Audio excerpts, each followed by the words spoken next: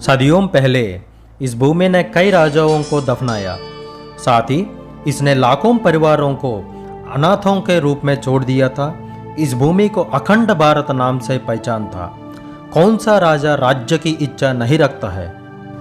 सम्राट अशोक, चंद्रगुप्त द्वारा शासित मौर्य साम्राज्य से लेकर छत्रपति शिवाजी के मराठा साम्राज्य, सिख सम्राट महाराजा रंजीत सिंह और भारत के संसाधन पर पूर्ण नियंत्रण लिया गया ब्रिटिश सम्राटों तक हर किसी की विजन मतलब प्राथमिक दृष्टि अपने राज्य का विस्तारण करना था,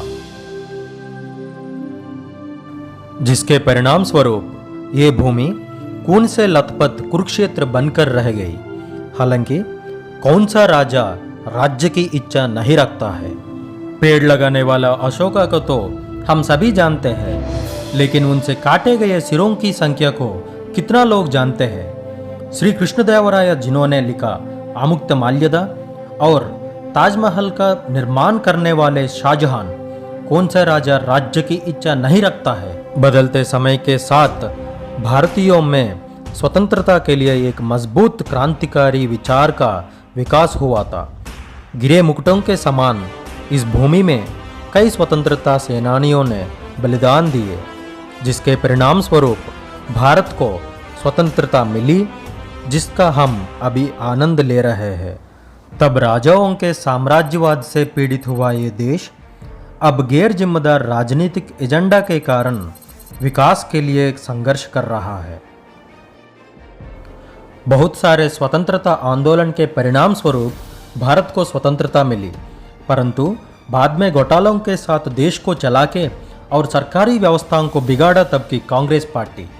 सबका साथ सबका विकास जैसे नारों के साथ सत्ता में आने वाले भाजपा देश की मूलभूत जरूरतों को पूरे करने में असफल रही। सरकारी व्यवस्था को चला नहीं सकता, या तो अंबानी अदानी जैसे व्यापारिक दिग्गजों को लाभान्वित करने के कारण भाजपा देश को निजकरण की दिशा में ले जा रही है। कुछ पार्टी अनियोजित मुफ्त योजना के दौरान देश को पीछे ले जाते हैं और कुछ पार्टियों ने विकास के नाम से अपने जेब भरकर लोगों को मुफ्त बांटते हैं इलेक्शन से पहले। 75 वर्षों के विवेकहीन शासन का परिणाम है कि भारत का हर घर स्वच्छ है, लेकिन आप जहां भी जाते हैं भारत को अशुद्ध और अस्वच्छ पाते हैं। हालांकि हमने साबित कर दिया कि हम सीईओ के रूप में विश्व प्रसिद्ध संगठनों का नेतृत्व करने में सक्षम है। उन्हीं लोगों को हमारी सरकारी प्रणाली द्वारा बिना रिश्वत और सिफारिश के कंपनी पंजीकरण के लिए चुनौती दी जाएगी। इसीलिए किसी भी देश या किसी भी पार्टी या किसी भी कंपनी, यहाँ तक कि एक छोटी सी दुकान को भी एक विजन होनी चाहिए।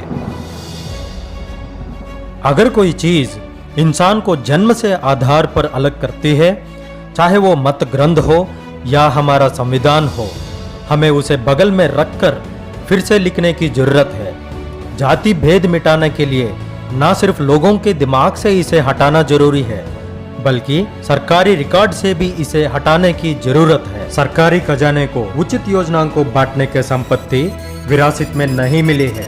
गरीबों के लिए मुफ्त घर बनाना महत्वपूर्ण नहीं है, बल्कि उनके लिए आत्मविश्वास पर अपना घर बनाने के लिए प्रणालियों और अवसरों को सुविधाजनक बनाना महत्वपूर्ण है। अधिक कमाए और अधिक भुगतान करें। कराधान की प्रक्रिया अधिक धनार्जित करने की प्रवृत्ति को समाप्त करेगी। कोई आरक्षण नहीं, कोई मुफ्त योजना नहीं और कोई व्यक्तिगत आयकर नहीं, ये कहने की हिम्मत वाले और ऐसी साहसी राजनीतिक दलों की आवश्यकता है। वास्तव में वीआईपी कौन है? एक व्यक्तिगत विकास देश के भविष्य के लिए एकीकृत है। ये जाने बिना भी इस देश के नागरिक जो अपने विकास के लिए लंबी विजन से काम कर रहा है, वो वीआईपी है। इस प्रतिस्पर्धी दुनिया में प्रत्येक नागरिक अपने द्वारा खेती की जाने वाले फसल और उनके द्वारा निर्मित उत्पादों के मानकों को बढ़ाकर मान्यता के लिए प्रयास करता है, जिसके कारण देश के मानक ऊपर उठता है। उन्हें कहता है वीआईपी। हर नागरिक जो अपने गुणवत्तापूर्ण उत्पादों और सेवाओं के माध्यम से देश का गौरव बढ़ाते हैं, गर्व से अपने आप को कह सकता है, आई एम वीआईपी।